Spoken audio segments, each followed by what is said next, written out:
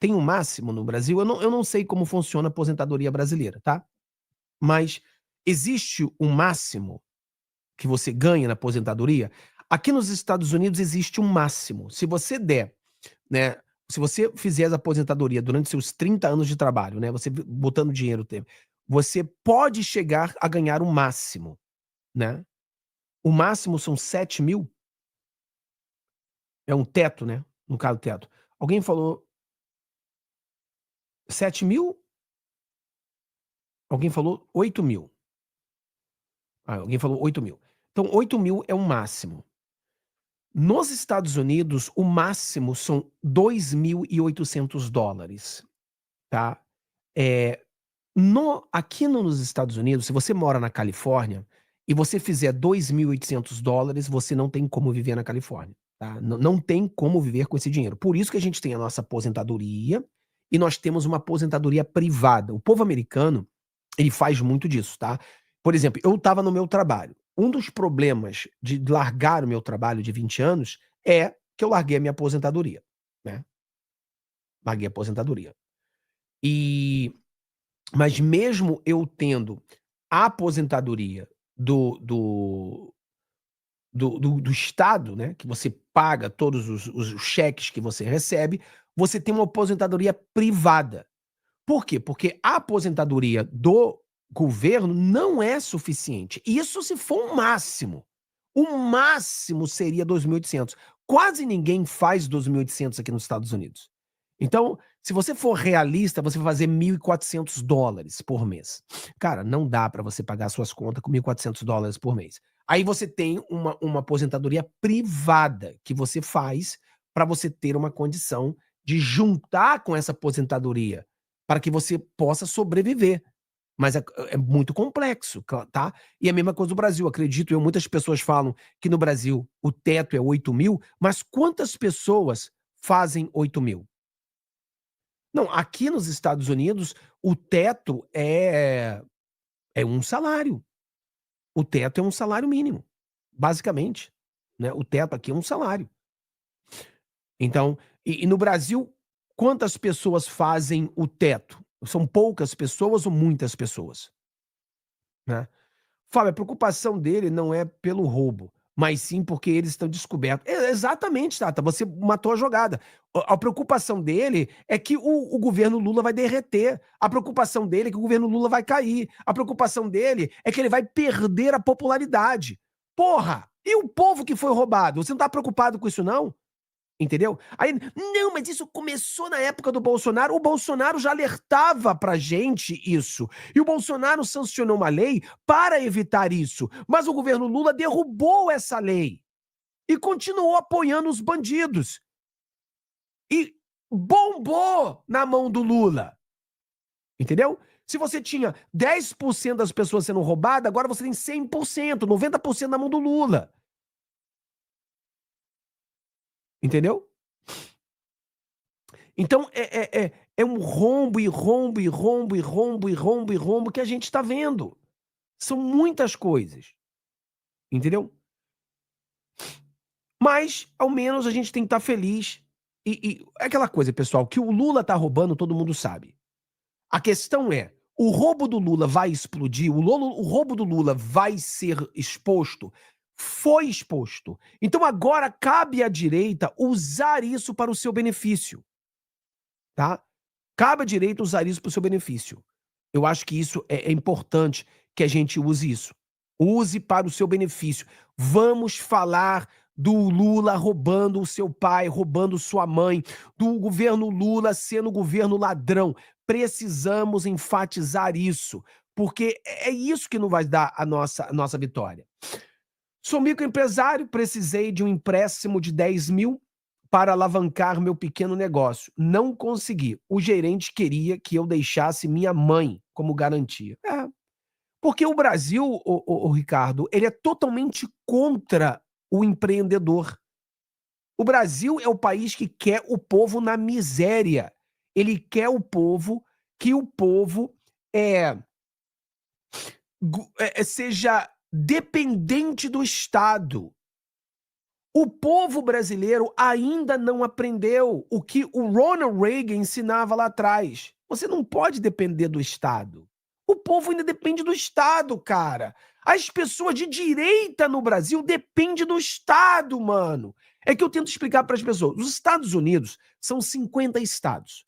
E cada estado ele é completamente diferente um do outro. Vou dar um exemplo para você. Por exemplo, Montana. Montana é um estado totalmente de direita, totalmente conservador. Quando você pega um conservador de Montana e você pega um esquerdista de Montana, só para você ter uma ideia, o cara de esquerda em Montana, ele é mais à direita do que um cara da direita, por exemplo, de Oregon. Você tá entendendo? O cara da esquerda, o deputado de esquerda em Montana, ele está mais à direita do que o cara da direita em Oregon, do que o cara da direita na Califórnia. O deputado federal de direita na Califórnia, ele é mais esquerda do que o deputado de esquerda em Montana. Então, cada estado aqui, ele é completamente diferente. É uma coisa completamente maluca. E no Brasil nós temos as pessoas de direita que confiam no Estado, que dependem do Estado, que querem que o Estado ajude, que querem que o Estado faça isso, aquilo. Eles não entendem ainda que não podemos depender do Estado. A dependência do Estado é o socialismo. É o que eles tentam fazer para a gente. Então, o Brasil, ele não quer que um empresário como o Ricardo cresça. Ele quer que o Ricardo tenha Bolsa Família, desista de viver, desista de crescer. Entendeu? Qual é o seu negócio, Ricardo? Qual é o tipo de negócio que você faz? Diz pra gente aí qual é o tipo de negócio. Fá, você viu que o filho Lewandowski está envolvido com a aposentadoria? A gente não pode dizer que que o cara está envolvido, né? Mas existe uma suspeita que esteja. Agora, você acha que você fica surpreendido com isso? Não fica. A gente vai falar sobre isso. Né? Nós vamos falar sobre isso. É algo assim que você olha e fala assim, meu Deus do céu. Né? É algo de outro mundo. Né? Algo de outro mundo. Você vê envolvimento de todo mundo.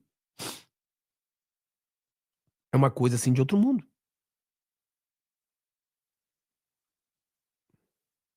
É uma coisa de outro mundo. A gente vai falar sobre isso. Vamos lá que tem mais coisa pra gente botar aqui. Vamos lá no... Peraí. Tem mais sobre isso. Vamos falar um pouquinho mais sobre isso aí. Que o bicho tá pegando.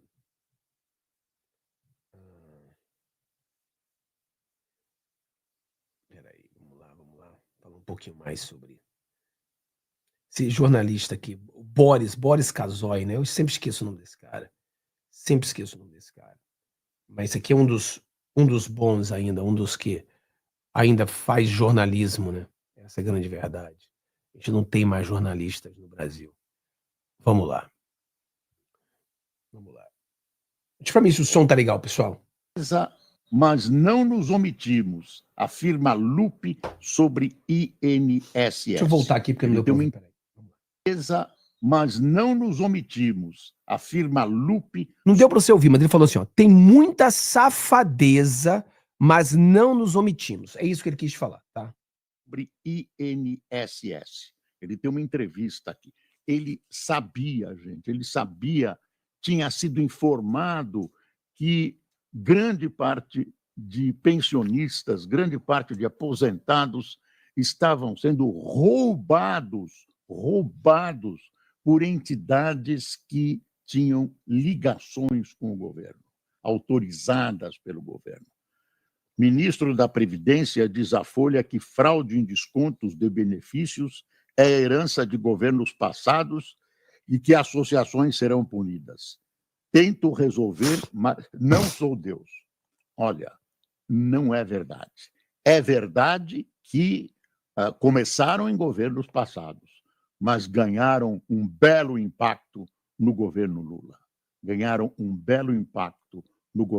A gente vai vendo o que aconteceu, vai vendo as respostas que são dadas, pelos responsáveis pelo INSS e vai percebendo que houve uma certa inércia, houve uma espécie de não vou fazer nada, que eu não sei, honestamente, se tem alguma relação, digamos, acho que a palavra é muito forte, mas se não é essa, é parecida, de cumplicidade, Esse pessoal é de uma categoria de gente inclassificável.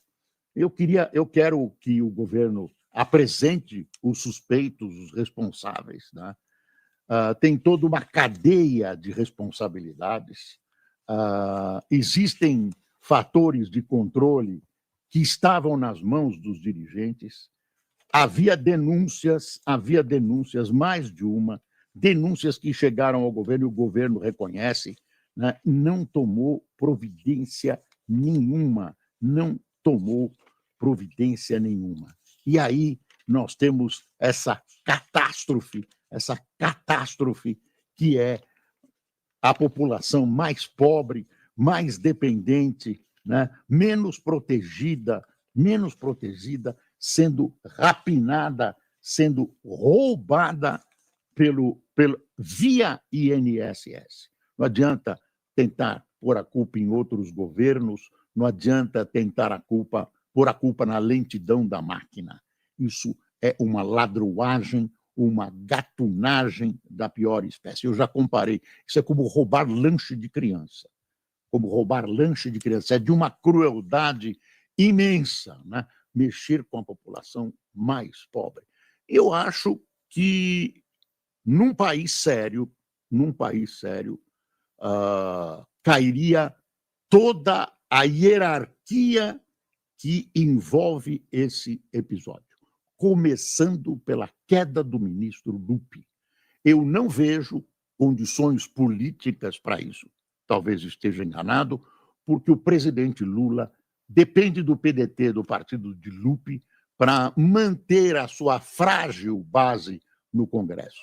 E Lupi tem velhas relações na esquerda brasileira, no PT, enfim, é uma figura importante para esse setor que apoia o presidente Lula. Mas num país sério, ele já estaria demitido, já.